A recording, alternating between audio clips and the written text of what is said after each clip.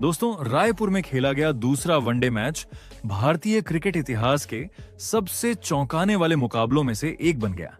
Team India ने पहले बल्लेबाजी करते हुए 358 रनों का मजबूत और जीत सुनिश्चित कर देने वाला स्कोर खड़ा किया, लेकिन इसके बावजूद टीम को करारी हार का सामना करना पड़ा। इस हार के बाद माहौल इतना गर्म हो गया कि पूर्व कप्तान रोहित शर्मा भी चुप नहीं रह सके। भले ही वह अब टीम के कप्तान नहीं हैं, लेकिन भारतीय क्रिकेट से जुड़ी उनकी समझ, अनुभव और नेतृत्व क्षमता पर कोई सवाल नहीं उठा सकता।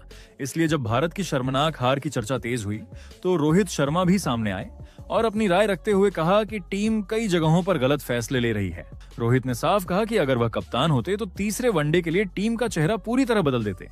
उन्होंने अपनी तरफ से एक संतुलित, दमदार और फॉर्म आधारित प्लेइंग 11 सुझाई, जिसमें अनुभवी खिलाड़ियों के साथ युवा प्रतिभाओं को भी पूरा मौका दिया गया। रोहित का कहना था कि भारत के पास प्रतिभा की कोई कमी नहीं है, लेकिन सही खिलाड़ियों को सही जगह पर मौका देना उतना ही महत्वपूर्ण है। जी हाँ, पूरी खबर जानने के लिए वीडियो को अंत तक जरूर देखें और अगर वीडियो पसंद आया तो एक लाइक जरूर करें। दोस्तों, भारत और दक्षिण अफ्रीका के बीच खेला गया दूसरा वनडे मैच भारतीय फैंस के लिए किसी बड़े झटके से कम नहीं था। दूसरे वनडे में मिली शर्मनाक हार के बाद भारतीय क्रिकेट में माहौल पूरी तरह गर्म हो गया है। इसी दौरान पूर्व कप्तान रोहित शर्मा का नाम भी चर्चा में आ गया। भले ही रोहित अब वनडे टीम के कप्तान नहीं हैं, लेकिन इस हार के बाद उन्होंने अपने अनुभव और सोच के आधार पर अपनी तरफ से तीसरे वनडे के लिए एक प्लेइंग 11 का सुझाव दिया और साफ शब्दों में कहा कि अगर वह कप्तान होते तो वह टीम को इस तरह मैदान पर उतारते। रोहित शर्मा इस प्रदर्शन से बेहद नाखुश नजर आए।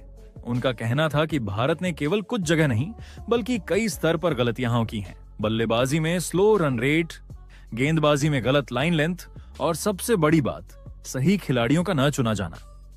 उनके अनुसार अगर टीम का संतुलन ठीक होता और खिलाड़ियों को उनके कौशल के हिसाब से प्रयोग किया जाता तो मैच का परिणाम बिल्कुल अलग हो सकता था।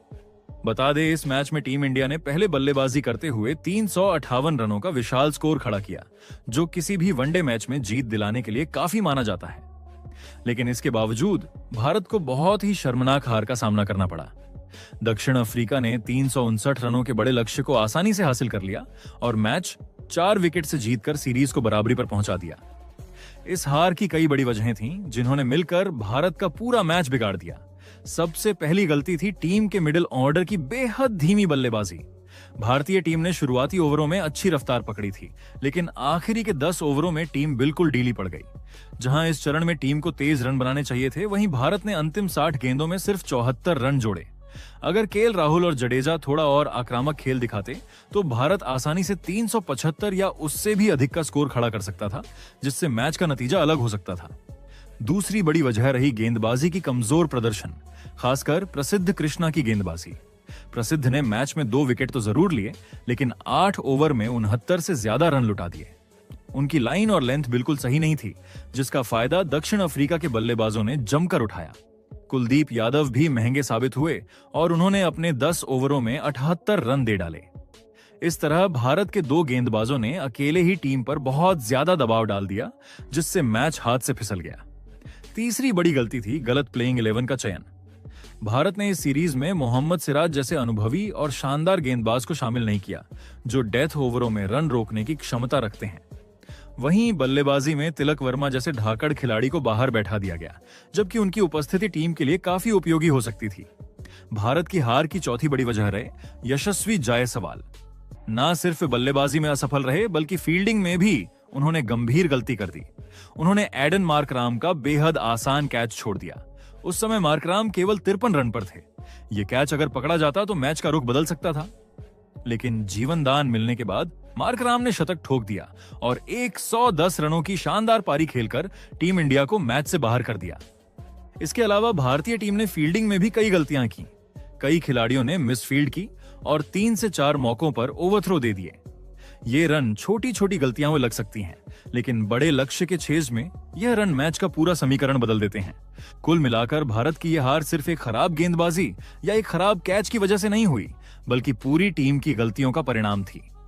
बल्लेबाजी में धीमापन, गेंदबाजी में लापरवाही, फील्डिंग में गलतियां, इन सब ने मिलकर भारत को जीत से दूर कर दिया।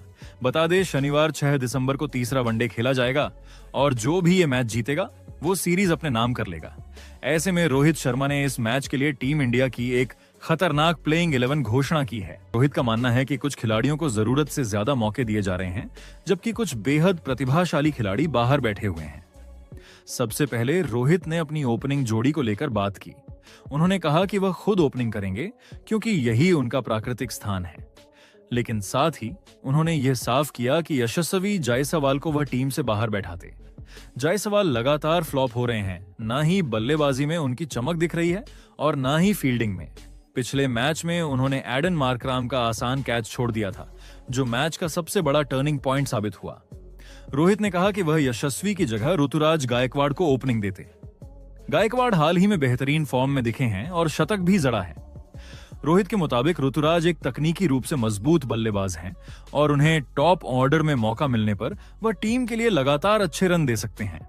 ओपनिंग में उनका अनुभव, संयम और शॉर्ट चेन टीम इंडिया के लिए काफी फायदेमंद होगा। तीसरे नंबर पर रोहित ने कोई बदलाव नहीं किया और साफ कहा कि वहां सिर्फ विराट कोहली ही खेलेंगे।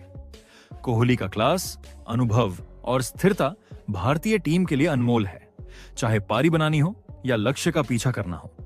कोहली नंबर 3 के लिए सबसे सही विकल्प है, लेकिन चौथे नंबर पर रोहित ने बड़ा बदलाव सुझाया। उन्होंने यहां तिलक वर्मा को शामिल किया।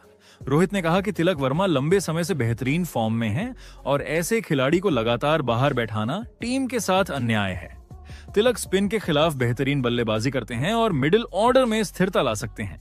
उनका मानना है कि अगर भारत भविष्य को ध्यान में रखकर टीम बनाना चाहता है तो तिलक जैसा युवा और प्रतिभाशाली खिलाड़ी टीम में जरूरी है। 5वें नंबर पर रोहित ने ऋषभ पंत को मौका दिया। उनका कहना था कि पंत जैसा आक्रामक बल्लेबाजन बीच के ओवरों में किसी भी गेंदबाजी अटैक को तहस नहस कर सकता है। पंत मैच बदलने की क्षमता रखते हैं और उनका स्ट्राइक रेट भारत के लिए गेम चेंजर साबित हो सकता है। रोहित ने यहां स्पष्ट किया कि पंत को सिर्फ विकेट कीपर की भूमिका में ही नहीं देखना चाहिए, बल्कि उन्हें एक मुख्य बल्लेबाज के रूप में इस्तेमाल किया जाना चाहिए। 6ठे नंबर पर रोहित ने केएल राहुल को रखा, जो एक अनुभवी और स्थिर बल्लेबाज हैं। राहुल फिनिशर का रोल बेहतरीन ढंग से निभा सकते हैं। उनका शांत स्वभाव और मैच पढ़ने की क्षमता टीम इंडिया को मुश्किल परिस्थितियों से बाहर निकालने में मदद करता है। इसके बाद 7वें और 8वें नंबर पर रोहित ने 2 ऑलराउंडर चुने, रविंद्र जडेजा और वॉशिंगटन सुंदर।